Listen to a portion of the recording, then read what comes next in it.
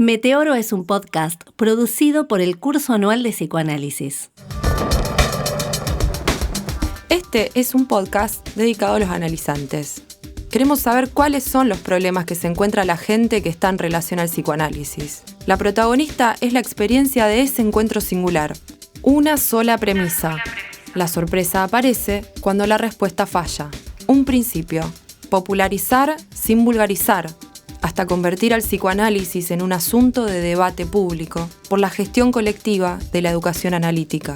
Dale clic al botón seguir para enterarte de nuevos capítulos. Yo no entiendo por qué corren a explotar. Hoy lo siento, todos locos por hablar. Bueno, estamos con Sofía Basso. Hola Sofi, ¿cómo estás? Estoy muy bien, con ilusión. Qué alegría tenerte acá. Me interesa que podamos conversar sobre tu relación con el psicoanálisis.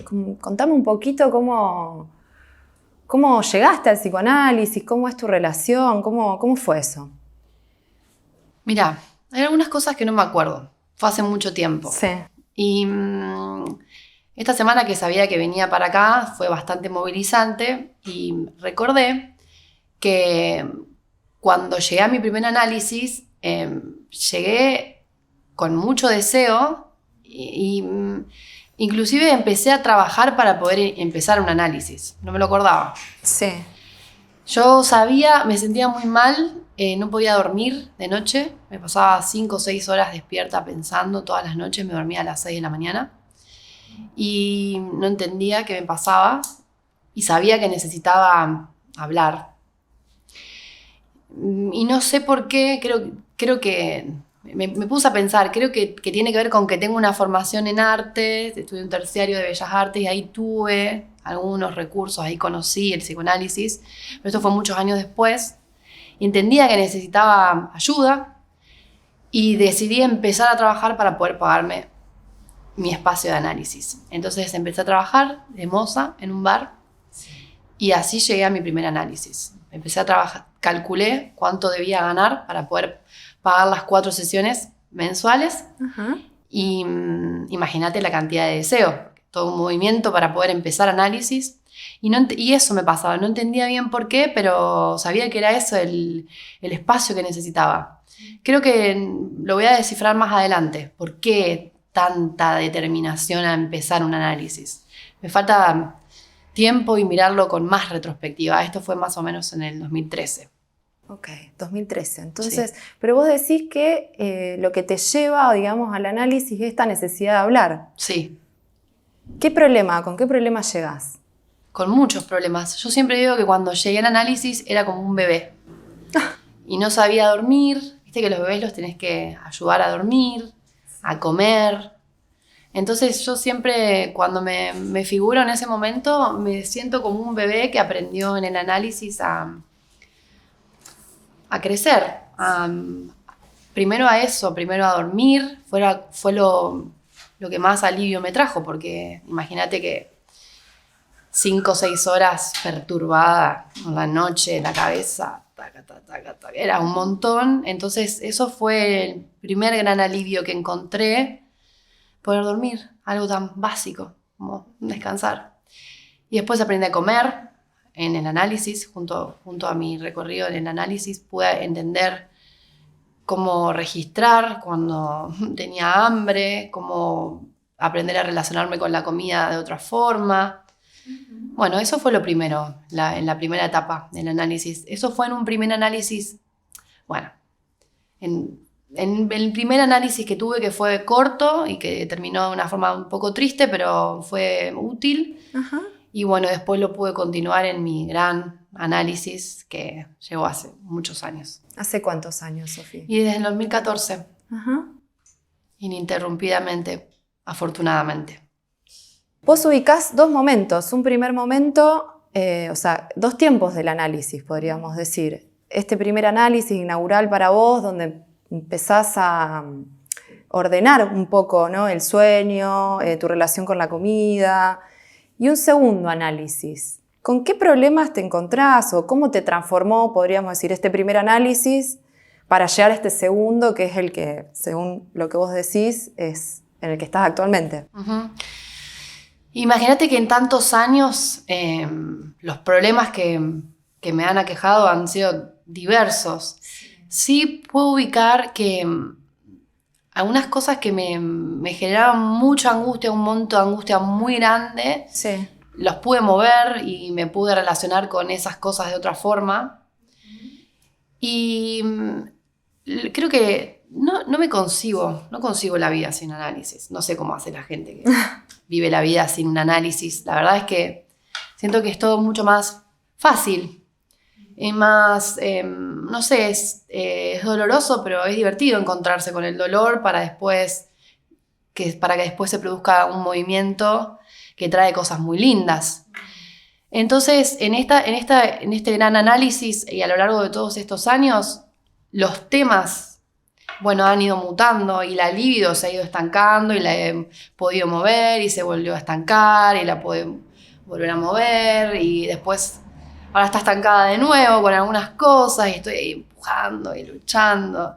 Y creo que eso es lo que me trae alegría en un punto. Para eso voy a análisis, para vivir con alegría.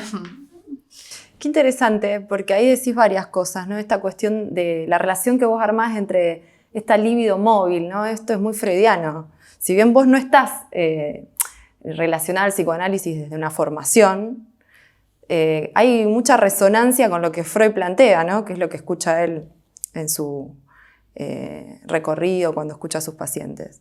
A veces yo me siento un poco no he leído mucho de análisis, pero he leído algunas cosas. Y a veces digo, ay, no, soy muy de manual. Pero es que es verdad que funciona así. Y cuando te das cuenta que queda ahí estancada, que no lo ves en el momento, lo ves cuando pudiste tomar determinada distancia. Sí. Y verás para atrás, sí, es verdad, está ahí. Hay que hacer que circule. Ese movimiento, ¿no? Eso está buenísimo. Vos hablas de estancamiento y movimiento de la libido. Sí. ¿Qué operación de lectura pudiste extraer ahí? Que le podamos compartir a la audiencia, a alguien que esté ahí diciendo ¿qué carajo es esto? ¿Qué es el psicoanálisis? A ver. Creo que de eso se trata también. Bueno, en mi caso es como, no sé si funciona para todo el mundo así, pero como a lo largo de los años, a veces, no sé, o me obsesiono con algo, o estoy muy motivada con algo y pongo mucha energía ahí y me doy cuenta que no estoy mirando otras cosas, y después eso me trae angustia cuando me doy cuenta que me olvidé de mí en determinados aspectos o ámbitos de mi vida. Entonces, cuando registro eso, bueno, se abre algo que, no sé cómo explicarlo, es bastante abstracto, pero se abre algo que se permite como esa puesta en marcha de esa energía que quedó ahí, como se pone media oscura, como el agua oscura en un pozo, la circulás y se pone más claro y te devuelve alegría. Ajá. Nombrás 2 veces la angustia en este proceso, ¿no? Como algo pareciera como inherente o necesario para poder pasar del estancamiento a esta libre movilidad de la libido. Sí, recontra. De hecho, bueno, en la angustia que a veces va como figurada con, bueno, el látigo, como, voy, otra vez hice esto, otra vez, Sofía, estás... Y ahora lo digo y me río porque lo pude trabajar, pero me sucede eso, ¿no? Como un momento en donde tenés que registrás que algo no andaba bien, uh-huh. Y eso da cierta sensación de tristeza y como un poco de culpa también. Hoy me descuidé, uh-huh. ¿Por qué me hice esto? Culpa de no poder realizar mi deseo, que es cuidarme, por ejemplo. Uh-huh. Entonces, sí, obvio que sí, hay como un paso que es necesario. Doloroso y necesario. ¿Cómo pensás que te transformó, no? Porque vos ya haces una operación de lectura acá. Vos ya venís haciendo un trabajo de análisis que sin duda se nota en tu enunciación. Pero ¿cómo pensás que te transformó? No sé, para la vida, en la vida cotidiana, en tus proyectos. Creo que me hizo millonaria. En muchos aspectos. No en la literalidad, pero... creo que me trajo muchos recursos. Cuando me pienso vinculándome con las demás personas, Sí. Siento que es muy gratificante cómo puedo, no sé, tomar distancia. Antes capaz, hace muchos años era arrebatada, capaz que había un problema y quería hablar enseguida del problema, y ahora entendí que hay que macerar las ideas, y eso es algo que me da mucha gratificación. Siento que me permitió encontrarme en mi profesión. Me pasó, por ejemplo, que yo estaba recibida, había estado trabajando en política, no tenía más posibilidades de trabajar en política porque, bueno, o sea, habíamos perdido la provincia hace unos años y ¿ahora qué hago? Es como, pará, soy abogada, puedo trabajar de abogada. Me permitió encontrarme con eso, no entendía por dónde ir, no me hallaba, me permitió encontrar una forma de vincular el feminismo con el derecho, que es algo que me apasiona. Entonces me volvió millonaria porque me permitió apasionarme con el derecho y con el feminismo, encontrar una forma de transformar espacios y encontrar disfrute en eso. Bueno, puedo enumerar. Me encanta que vayas enumerando y me queda sonando esto de las relaciones, ¿no? En el centro de todo lo que vos nombrás. ¿Cómo te cambió? Corregime si me estoy equivocando, ¿no? Pero ¿cómo te cambió la posición o el modo de encarar las relaciones en cada uno de estos ámbitos que vos vas nombrando, ¿no? Vos decías este momento de, bueno, ¿qué hago ahora? Y que te relanza el derecho desde otra posición, como abogada, la articulación con el feminismo.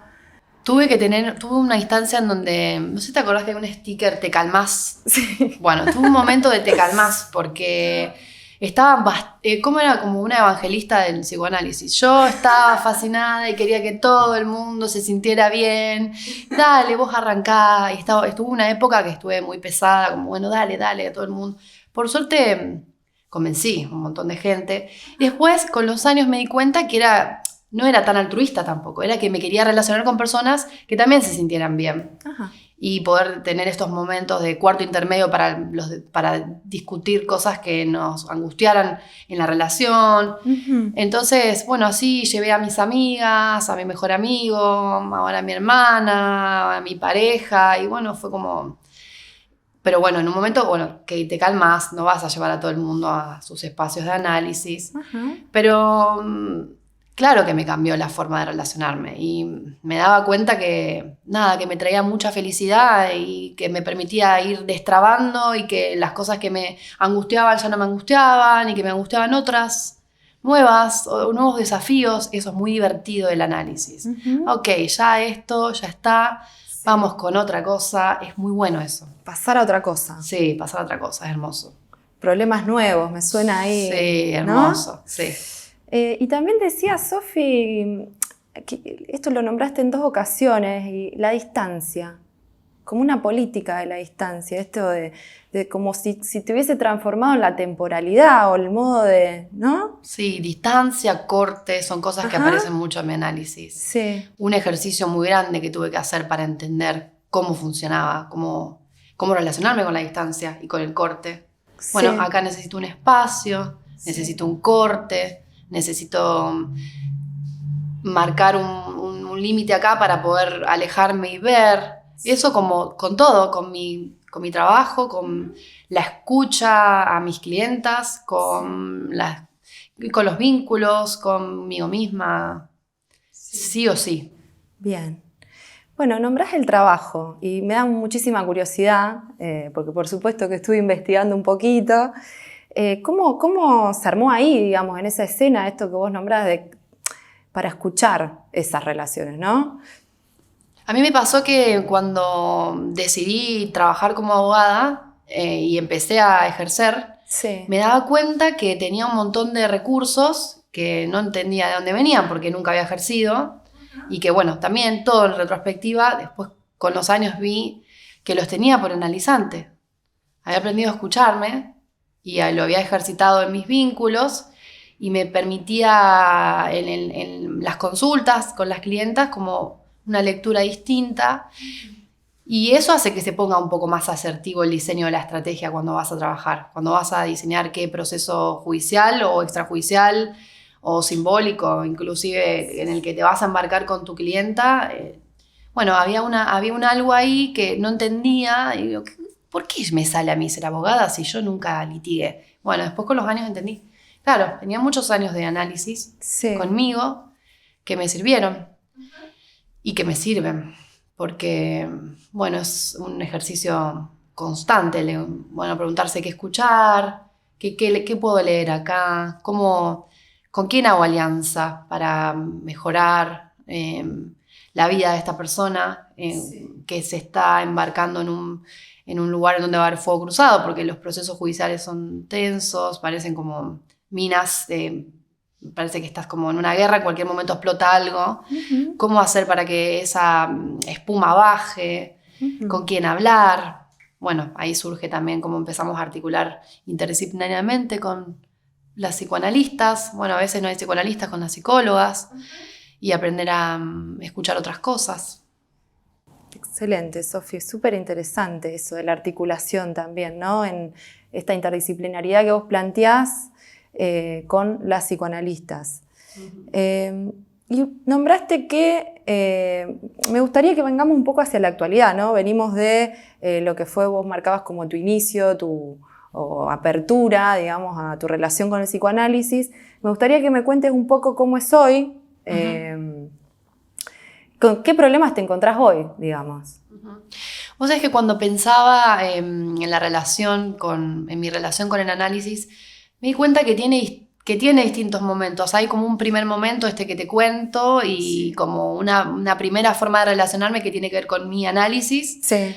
Después hay como un momento en donde yo lo pongo en relación con el derecho, pero en relación con el derecho para acompañar a mis clientas. Y ahora estoy experimentando algo nuevo que está muy divertido, que lo estoy explorando, no lo conozco tanto porque recién lo iniciamos, que es un psicoanálisis de grupo. Que yo tengo 2 socias y trabajamos en el estudio y la verdad es que no es que no nos dábamos cuenta, porque no somos tontas, pero genera bastante malestar escuchar, bueno, no sé, abusos sexuales, alimentantes que no pagan los alimentos, progenitores que no abordan tareas de cuidado.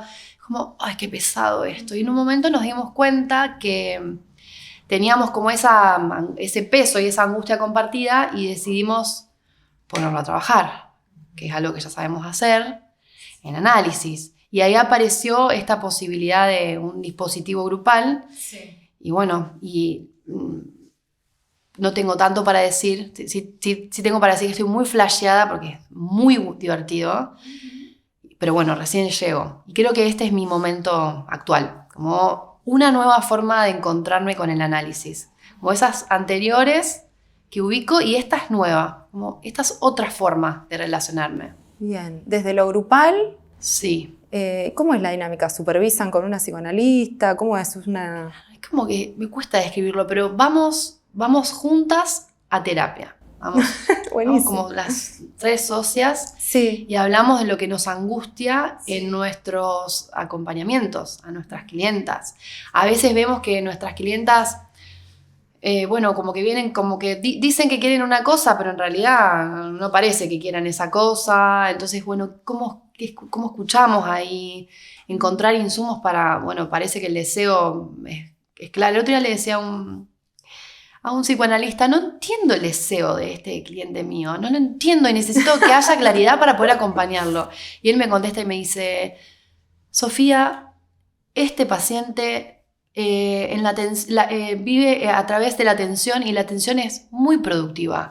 Como, wow, se me desconfiguró el cerebro. Ok, listo, seguimos trabajando amorosamente alrededor de la atención. Bien. Y acompañando este momento. Entonces, para eso es útil estas conversaciones, estos tejes. Está buenísimo. Suena como que esto que vos nombrabas lo pesado.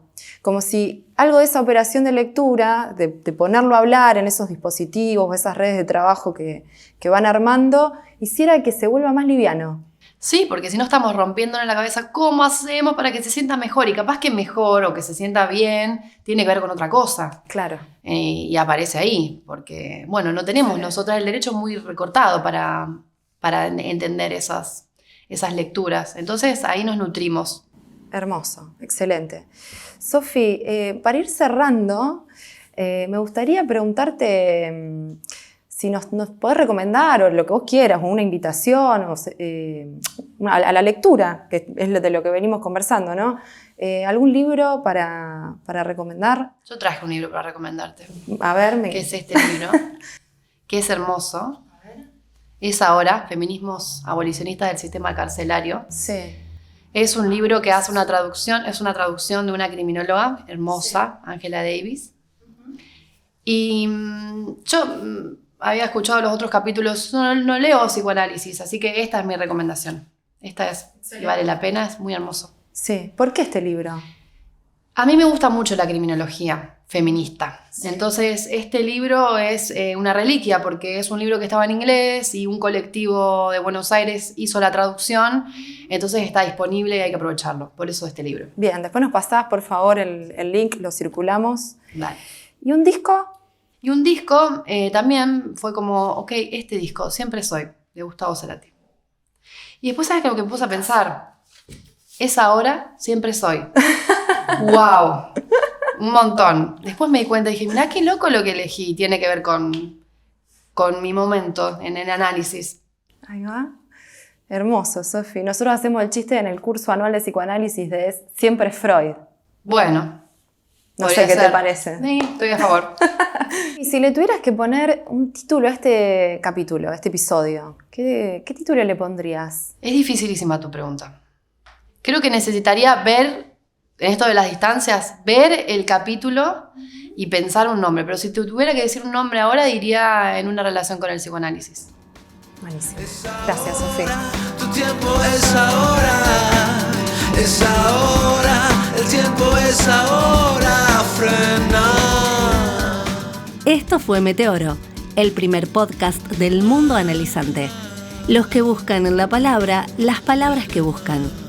Producción general, Curso Anual de Psicoanálisis. Conducción, Sol Penares. Idea original, Ángel Fernández. Producción técnica, Emanuel Di Pasquale. Producción ejecutiva y realización general, Emanuel Di Pasquale y Sol Penares. Locución, Julieta Di Pasquale. Música original, Pablo Penares. Diseño gráfico, Martín Terradillo. Comunicación y difusión, Ornella Cherra y Ana Paradiso. Asesoras, Ana Luz Rodríguez, Ariadna Scandisi. Coordinación general, Ángel Fernández. Bajo el auspicio de Lady Habla Producciones. Si te gustó, seguinos y te esperamos en el próximo episodio.